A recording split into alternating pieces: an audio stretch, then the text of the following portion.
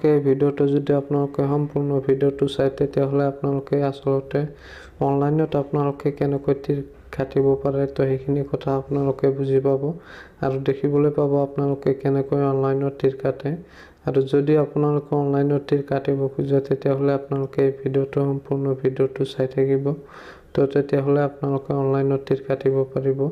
তো এতিয়া আমি গুগলত সাৰ্চ কৰিম onlinetircounter.com। অলপ লোডিং হোৱাৰ পিছত আপোনালোকে চাই আছে এনেকৈ এটা ইণ্টাৰফেচ আহিব আপোনালোকৰ সন্মুখত।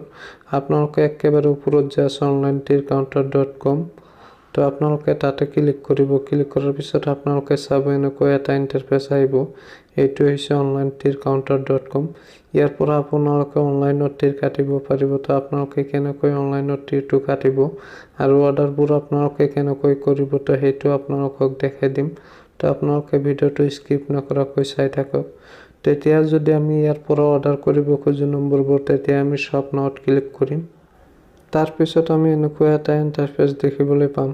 তো ইয়াতে 9 ইণ্ডিঙৰ পৰা আপোনালোকে চাই আছে ইয়াতে 9 ইণ্ডিং আছে 8 ইণ্ডিং আছে। তো আপোনালোকে ইয়াতে গোটেইকেইটা ইণ্ডিঙে পাব 9ৰ পৰা 0 লৈকে। তো আপোনালোকে যদি ইণ্ডিং কেইটা চাব খোজে তেতিয়াহ'লে আপোনালোকে স্ক্ৰল কৰি নিচফালে যাব। তাৰ পিছত আপোনালোকে গোটেই নম্বৰ কেইটা দেখিবলৈ পাব স্ক্ৰল কৰি নিচফালে গ'লে। তো আপোনালোকে ইয়াৰ পৰা যিকোনো এটা সিলেক্ট কৰিব। সিলেক্ট কৰাৰ পিছত আপোনালোকে 4টা অপচন দেখিবলৈ পাব। আপোনালোকে আসলতে নম্বৰটো ক'ত কাটিব এই 4টা অপচন আহিব। তাৰ পৰা আপোনালোকে যিকোনো এটা অপচন সিলেক্ট কৰি ল'ব। আপোনালোকে আসলতে নম্বৰটো ক'ত কাটিব। তো যিকোনো এটা সিলেক্ট কৰি লোৱাৰ পিছত আপোনালোকে ইয়াতটো সাৰ্চ কৰিব। ইয়াতটো সাৰ্চ কৰাৰ পিছত আপোনালোকে চাব ওপৰত ৰাইট সাইডত আপোনালোকে এটা চাব তাতে আপোনালোকে ক্লিক কৰি আপোনালোকে এনেকুৱা এটা ইণ্টাৰফেচ দেখিবলৈ পাব। মানে ইয়াতে আপোনালোকে অৰ্ডাৰবোৰ আপোনালোকে প্লিজ অৰ্ডাৰত তেতিয়া ক্লিক কৰিব লাগিব। তেতিয়াহ'লেহে আপোনাৰ অৰ্ডাৰটো হ'ব। তেতিয়া আমি প্লিজ অৰ্ডাৰত ক্লিক কৰিম।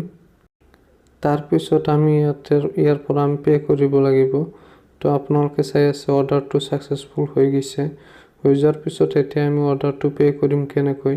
তো এতিয়া আমাৰ হোৱাটছআপত এটা SMS আহিব।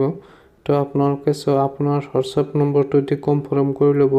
তো সেই আপোনালোকে হোৱাটছআপৰ SMSত যাই আপোনালোকে পেমেণ্টটো দিব পাৰিব। তো বলক এতিয়া হোৱাটছআপত। তো আমাৰ হোৱাটছআপত এনেকুৱা এটা লিংক আহিছে।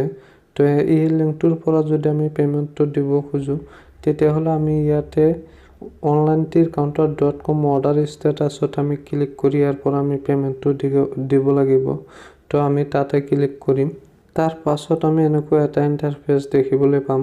তো ইয়াতে 3টা অপচন আছে। আমি এই 3টা অপচনৰ ভিতৰত যিকোনো অপচনৰে আমি পে কৰিব পাৰোঁ। আৰু আফটাৰ আমাক পেমেণ্টটো কেনেকৈ দিব সেইটো আপোনালোকক ক'ম। যদি আপোনালোকে পেমেণ্টটো পায় তেতিয়াহ'লে আপোনাৰ হোৱাটছআপত আপুনি পে নম্বৰটো তাক দি দিব আৰু সিহঁতে আপোনাক পেমেণ্টটো আপোনাৰ পে নম্বৰত পেমেণ্ট কৰি দিব। আফটাৰ 30 মিনিটৰ ভিতৰত আপোনালোকৰ একাউণ্টত পেমেণ্ট পাই যাব। সেইটো 100% জেনুইন। তো আপোনালোকে ভিডিঅ'টো চাই নিশ্চয় বুজি পাইছে আসলতে আপোনালোকে কেনেকৈ অনলাইনত তীৰ কাটিব পাৰে।